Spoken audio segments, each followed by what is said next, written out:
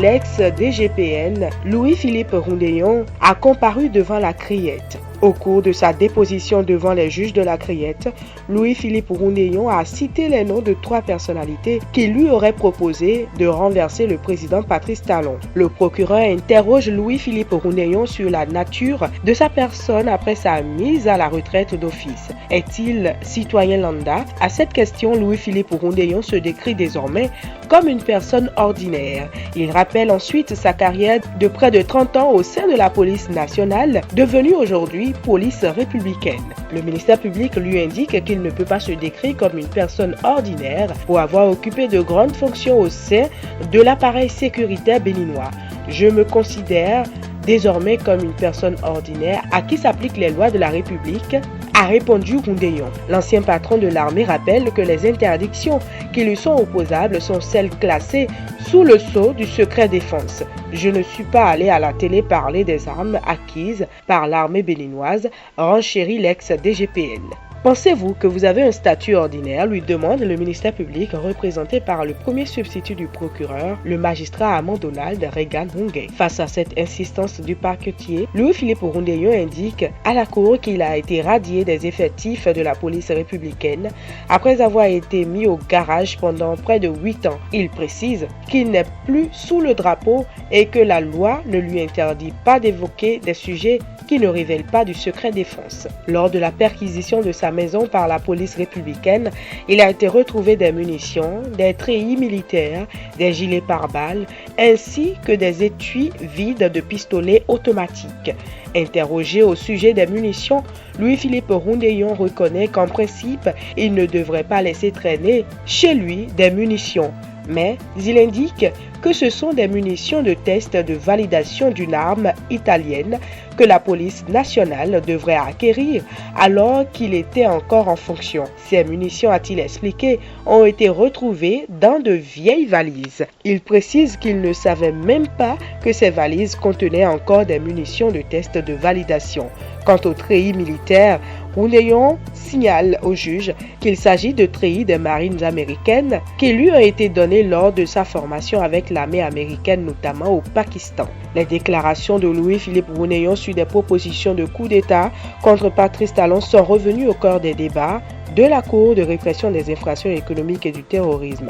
Louis-Philippe Roundéon, l'ancien directeur général de la police, a été interpellé concernant une éventuelle implication dans un projet de coup d'État. Lors de son audition devant la Criette, il a déclaré que cette question soulevait en lui des notions grammaticales de sujets apparents et de sujets réels. Il a ajouté qu'il n'était en aucun cas mêlé de près ou de loin à un tel projet de coup d'État. Pourquoi a-t-il besoin de déclarer dans l'opinion publique qu'il a reçu des propositions de coup d'État contre le président Patrice Talon quand il y a eu l'affaire Bokor Oumeki? Des informations persistantes font état de mon arrestation imminente. Je suis monté au créneau pour alerter, a déclaré Roundéon. J'ai été approché pour un coup d'État, mais ma posture d'homme de culture m'empêche, a-t-il ajouté. Quant à ceux qui lui auraient fait des propositions de coup d'État, l'ex-patron de l'armée béninoise cite les noms d'un ex-ministre aujourd'hui député de la mouvance présidentielle de Patrice Talon et de 2 ex-officiers de l'armée béninoise. L'ex-général de la police nationale affirme avoir dénoncé ces faits au directeur du cabinet militaire du président de la République. Je ne voudrais pas qu'au Bénin mon nom soit associé à un coup d'État. Un policier ne sait pas faire un coup d'État et ne fait pas un coup d'État, a-t-il ajouté. Toujours ce lundi, Steve Amoussou, présumé frère Rouvy, a comparu une énième fois devant la Criette. L'audience tant attendue n'aura duré à peine 10 minutes ce lundi 27 janvier 2025. Le présumé est convoqué à la barre par le président de séance. Le juge procède ensuite à la lecture des messages extraits de l'une des chroniques du frère Rouvy datant de janvier 2020. Selon la lecture des messages, il est reproché à Steve Amoussou d'accuser l'armée béninoise d'avoir tiré sur des civils lors des violences survenues à Savay. Le prévenu Steve Amoussou n'aura pas le temps de répondre. C'est l'un de ses avocats, maître Julien Tobadja, qui va contester. C'est une anomalie qu'il soit encore ici. Steve Amoussou est illégalement ici. affirme Julien Togbadja. L'avocat conteste la procédure et rappelle à la Cour qu'après le rejet d'un recours par la Cour constitutionnelle, un autre recours contestant la légalité de la poursuite est pendante devant la Cour constitutionnelle. L'avocat signale à la Cour que ce second recours a été renvoyé au 20 février 2025 par le juge constitutionnel. Il demande un renvoi du procès en attendant que la Cour constitutionnelle ne tranche.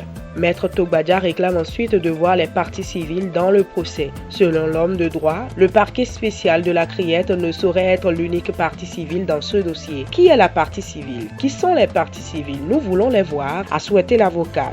Une autre préoccupation de l'avocat est le dossier judiciaire. Vous avez commencé par lire des documents. Nous n'avons pas ces éléments, a déclaré Maître Julien Togbadja. Il sollicite alors de la Cour de communiquer ces documents à la défense. Après la défense, le premier substitut du procureur spécial, Près la Criette, prend la parole. Le ministère public affirme n'avoir pas cerné la demande de la défense. Un débat où le s'engage. Le procureur souligne aux avocats de la défense qu'ils connaissent la procédure en la matière et qu'ils doivent saisir le parquet spécial pour avoir le dossier judiciaire. Le juge a renvoyé le dossier au 10 mars 2025.